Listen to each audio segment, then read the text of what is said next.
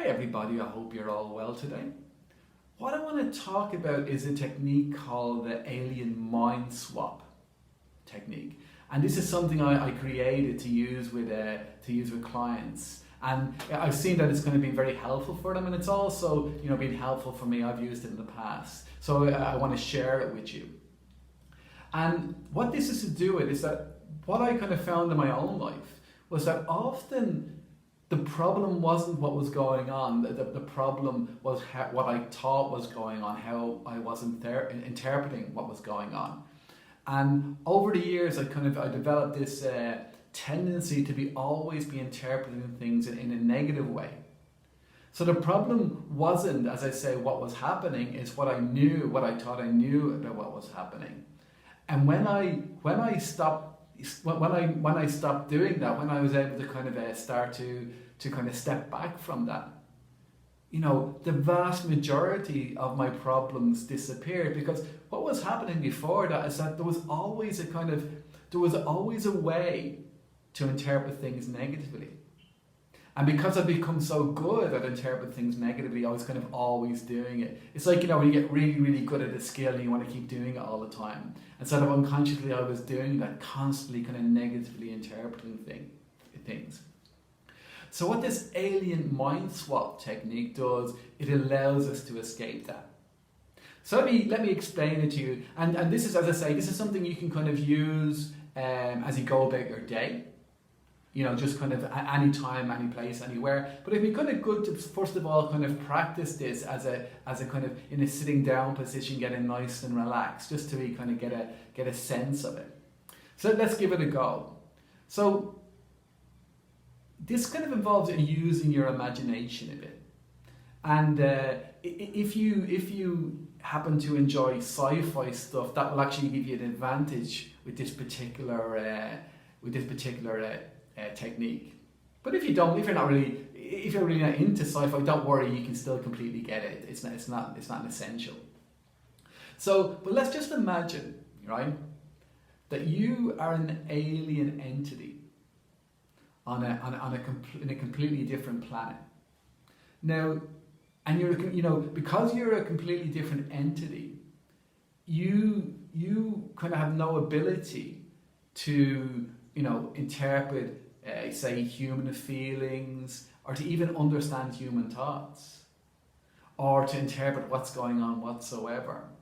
So if you could imagine now, if that entity from imagine this technology developed on that planet that allowed that alien to beam into your head, and even though they couldn't change anything, they could just observe and kind of ask yourself, what would they make of the situation? If you were and imagine they kind of beamed into your head on a day when you were having a really bad day, what would that alien intelligence make of that? Now, my guess is, obviously I can't test this in real life, but my guess is that alien that was kind of just observing wouldn't have the ability to describe it as a bad day, because he wouldn't have those judgments about what the different physical sensations meant and what the different feelings meant and what all of the thoughts meant. And because of that, they wouldn't have a problem. And actually that alien identity would probably, would really struggle to differentiate between our best day and our worst day. And what this shows to me is when you do this, it can just be a way to kind of get away from your problems, at least temporarily. Not get away from, but kind of. I don't want anyone to avoid anything. Avoiding things doesn't work. But I mean, in the sense that we start to see that really the problem isn't what's here. The problem is how we're interpreting what's here, and we've learned to interpret what's here in a very kind of specific way that may not be so helpful to us.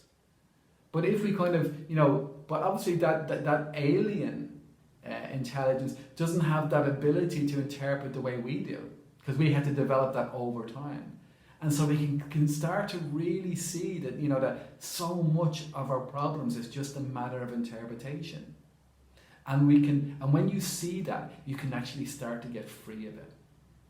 You know, initially, and this leads to what's sometimes described as don't know mind, like don't know, and not knowing mind. The problem is we think we know. We think we know what's going on. That's the problem. But when we actually come back and go, well, I don't know, you know, that we've kind of,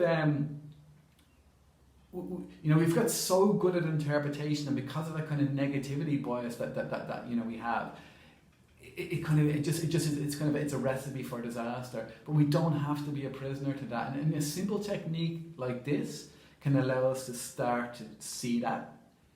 And it can also become a habit. You know, what you practice, you become. So by practicing kind of getting into that space of not knowing what's going on, that starts to become more natural. Now, this doesn't mean you have to forget everything or you know, you have to, you know, walk around like a kind of blank zombie. That's not what this is at all. But you start to see that you can kind of have the knowledge you need, but not that sense of kind of the knowing that comes with it. And it's the kind of, the brain is always kind of making calculations based on its kind of past experience, and it can do that without us kind of buying into it. And this kind of recognition that that's what the problem is that interpretation can help us, you know, to do that a lot less.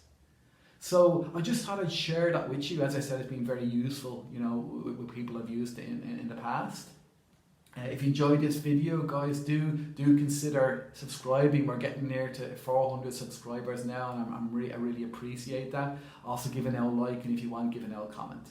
Okay, thanks very much, guys. You have a great week, and I'll see you later.